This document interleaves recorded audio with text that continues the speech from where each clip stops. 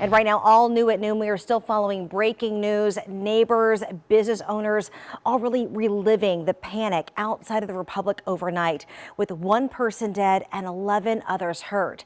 This as bullets rang out. It's yet another deadly bar shooting in New Orleans in just 1 week.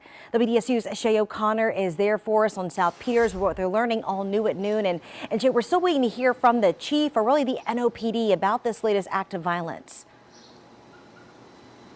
That's absolutely correct, Brandy. I've been speaking with people who were here last night who tell me that things were going normally. It was a fun night until gunfire erupted and they started to hear gunfire outside of this club during an event called Church on Sundays. Now, I'm told the event is typically held at the Fillmore, but last night it was held here. At last report from NOPD, 11 were injured in this mass shooting and one woman is dead. Now, out of respect for the family of the woman, I will not say her name. Witnesses tell me a little before midnight, at least one man started firing shots. As many were either in line outside or walking into or out of the Republic nightclub here in the 800 block of South Peters. Now, we just spoke with a witness who says she knew the woman who was killed. They actually attended high school together. She says she was walking out of the bathroom when she heard a hail of gunfire and immediately ran for cover. She says it took a while before the people inside were able to leave,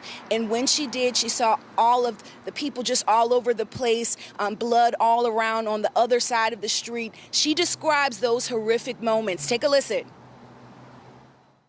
There was so many people by the door, so I had no choice but to run into the bathroom. And when I went in the bathroom, I found out that's when the shooting was outside. I saw people with blood on their shoes. They had blood on their clothes. We were hiding in the bathrooms. We just we didn't know what to do because I didn't know if they were coming inside. I didn't know if they were already inside.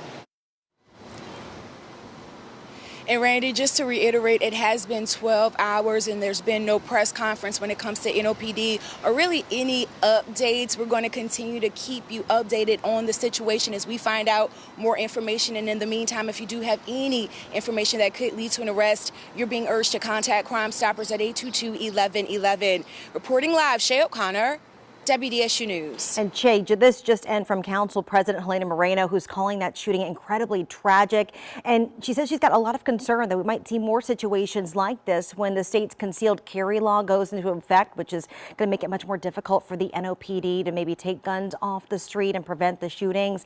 She cited legislation by Representative Alonzo Knox or Kirk Talbot, maybe getting that approved. So at least New Orleans would help carve out some protections in some of these high traffic areas.